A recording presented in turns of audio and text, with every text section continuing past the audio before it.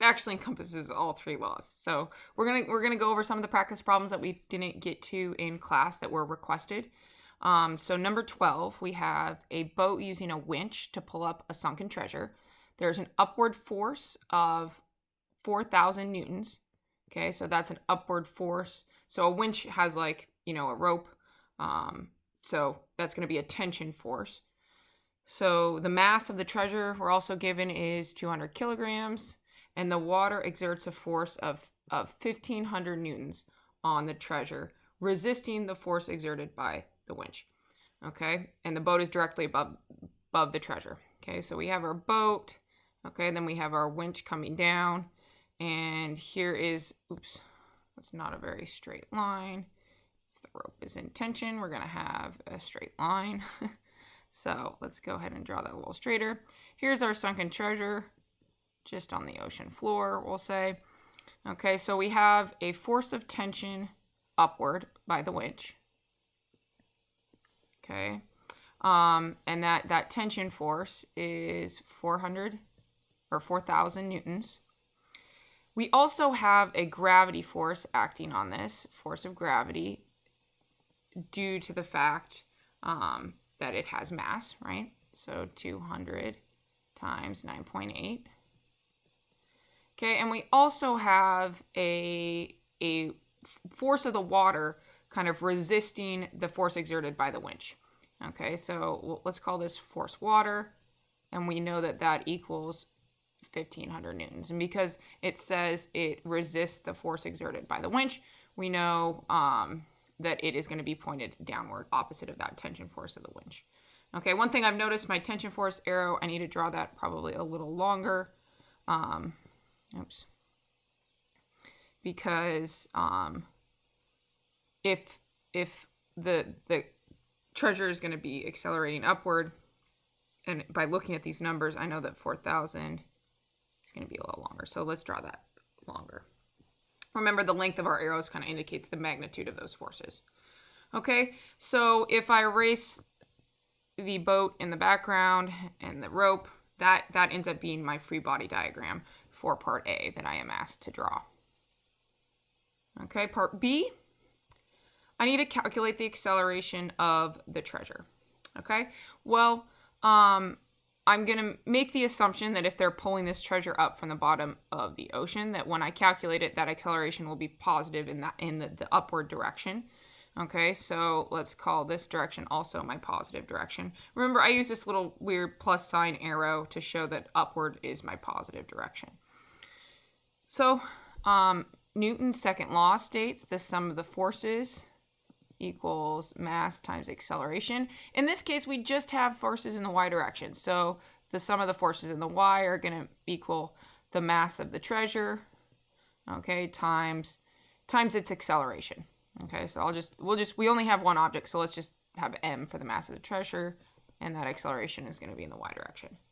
So our forces we have tension force up minus the force of gravity minus the force of the water.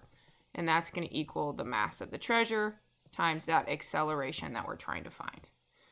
Okay, so if we plug in our numbers, our tension force ends up, we are told, is 4,000 newtons minus 200 times 9.8. That's our force of gravity. Okay, minus the force of the water we were told is 1,500. And that equals the mass, which is 200 kilograms, times that acceleration we're trying to find. Okay, when we end up doing our math, we get, I think this ends up being 540 equals 200 times the acceleration. So our acceleration, AY, ends up being 2.7 meters per second squared. Okay, so that is for part B.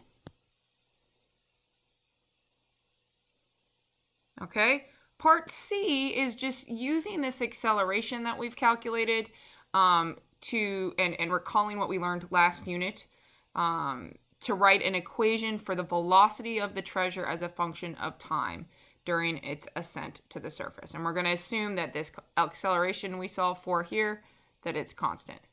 Okay, so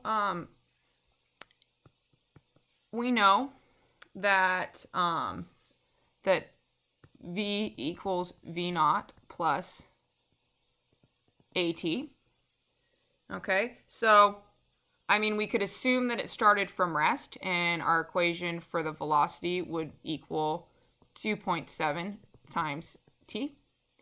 Or if we assume that maybe we're looking at a specific point in time and it already had some sort of velocity, then we could keep that v naught in there, plus 2.7 t. So either of those would be accepted. I think it's safe to assume that we're saying that this started like we're starting just as this begins to leave the ground or leave the bottom of the ocean.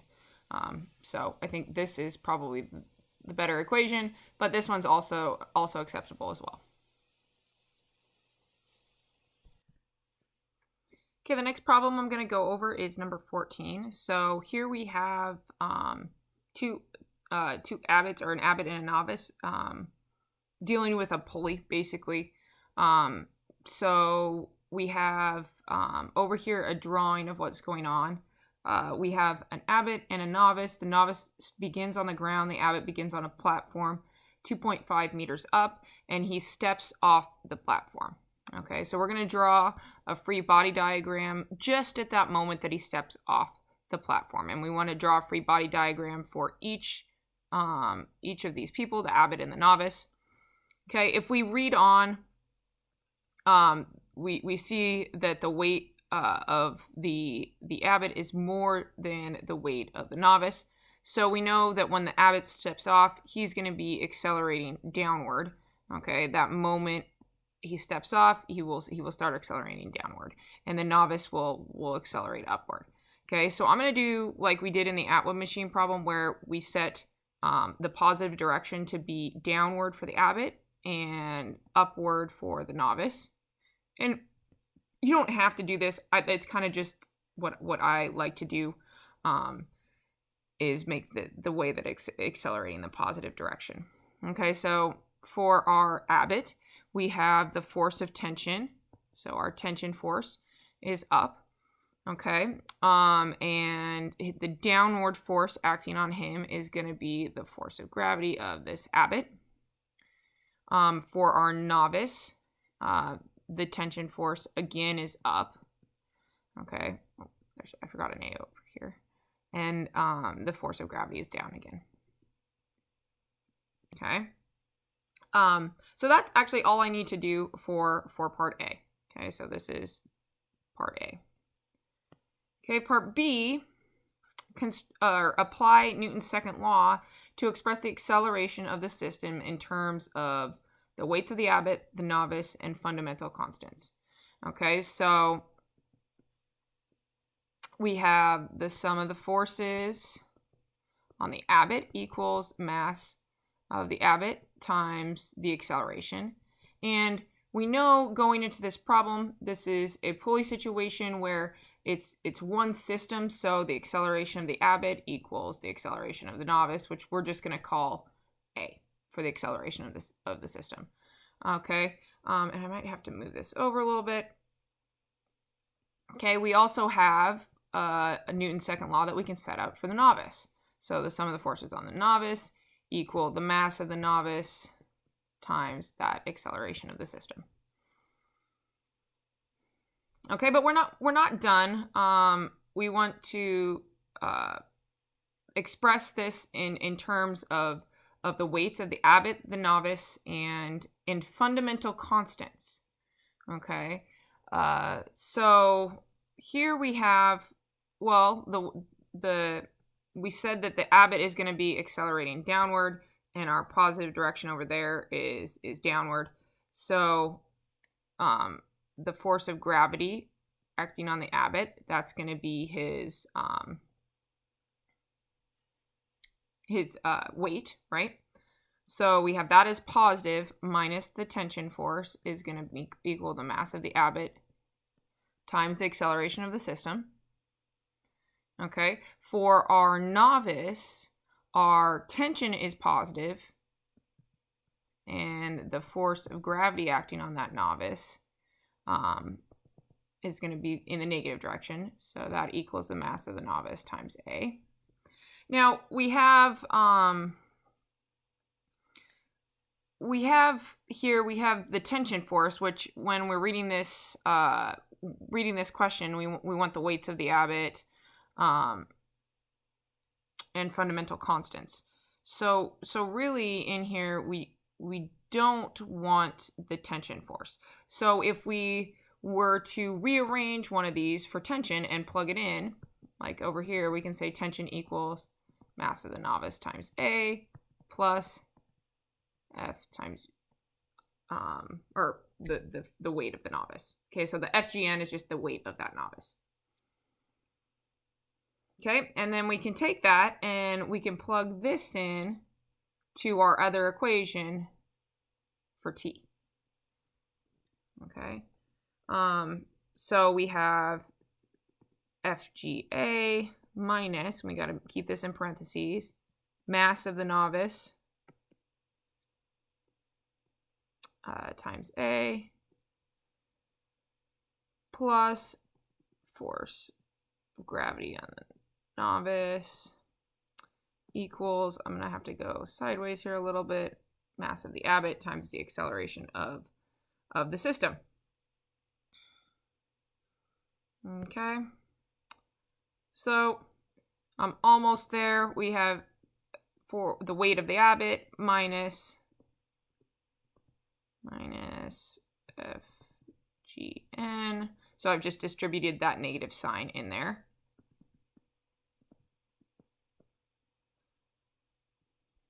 Okay, and then we can divide by MA. So if we divide both sides by MA, mass of the Abbott, we get a value for the acceleration of the system.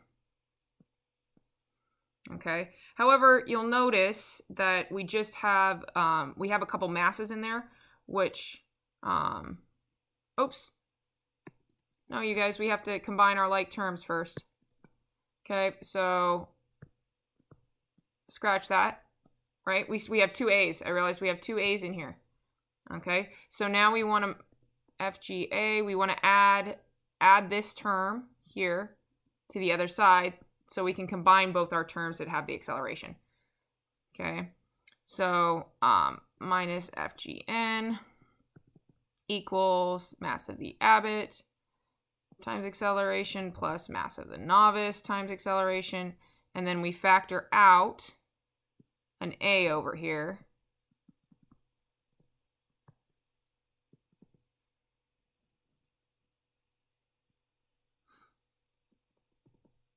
Weight of the Abbott minus force of gravity on the novice. Okay, now we're getting there.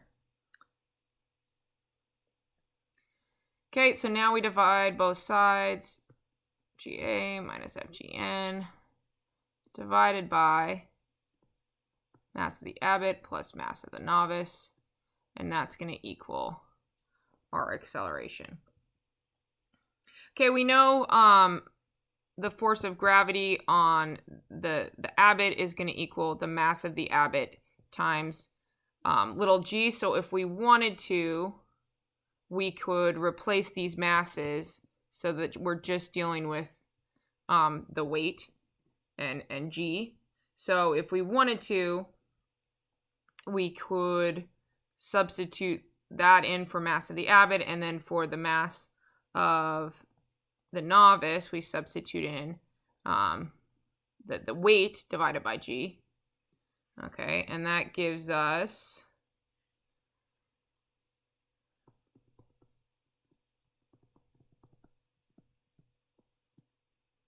over FGA plus FGN divided by little g. Oops. Equals A. And then that, we can just bring that little g to the numerator, because when you divide by a fraction, it's like multiplying by the reciprocal. Okay, so we end up with little g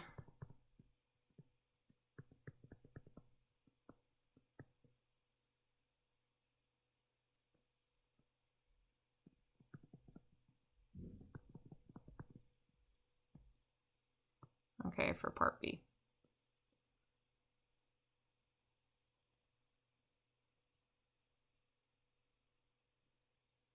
Okay, for part C, wow, we're way down here now. Whew, that was a long one. Okay, so part C, let's find what we're asked to do in part C. Okay, assume that the abbot weighed 200 pounds or 890 newtons and the novice weighed 100 pounds. Calculate the acceleration of the novice as the abbot descended. Okay, so now, well, we probably want to get everything to newtons. So if he's 200, well, 890 divided by 2 is going to be what, 445. Okay, so we know that this guy is 445 newtons. Okay, for the novice.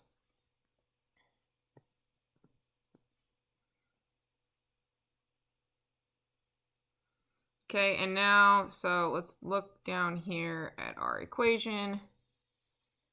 Now that we're dealing with masses, it might be useful to start kind of here with this equation and just convert these two into the masses. So we have mass of the abbot times g. Okay, because of this relationship, now we can go kind of the other way and we'll flip the numerator so that it has the masses minus mass of the novice times g divided by the sum of the two masses. That is going to equal our acceleration. Okay, and we plug in our values. We have, well, mass of the abbot is 890 minus 445, and I pull the g out front. Okay, and then I sum the two, that's 1335. So we get an acceleration equal to 3.27 meters per second squared. And this is in our reference frame. So this is the abbot is going to go downward. So we're asked for calculate the acceleration of the novice as the abbot descended. Okay, so they both have the same acceleration. We've solved for that acceleration. So if we're talking about what happens to the novice actually goes upward. So up for the novice, and it would be that same acceleration for the abbot downward. So it doesn't ask for that, but it would be 3.27 meters per second downward, down for the abbot. Okay, and I think we have one more question back up here. Calculate the time interval of the descent for the abbot. Okay, so we know that he starts 2.5 meters above. So he steps off and he's 2.5 meters above the ground. Okay, so this turns into a problem similar to last unit, where we have an initial velocity of 0 meters per second. Okay, we have an initial height, a y naught equal to actually 2.5 meters, right? Because he's up 2.5 meters. Okay, y final is 0 meters, and we know that he is going to be traveling downward. Okay, so let's go back to just calling upward the positive direction. Okay, and we can call this negative 3.27 meters per second squared for the abbot in this reference frame. So we can set up our y equals y naught plus v naught yt plus 1/2 at squared. Now there's forces, so the acceleration isn't just g. So I'm going to write it as a. We've already incorporated that like gravity force and gravity acceleration by summing our forces and figuring out this acceleration of 3.27. So this is not g that we plug in, even though it's the y direction. Okay, that g we plug in when objects are in free fall. In this case, it's not in free fall. Okay, I plug my values in. So I have 0 equals 2.5 plus my initial velocity is 0, so I don't need anything for that term. And then I have plus 1/2 negative 3.27 t squared. Okay, so I end up with negative 2.5 equals negative like 1.633 t squared. And when I solve for t, I get 1.24 seconds.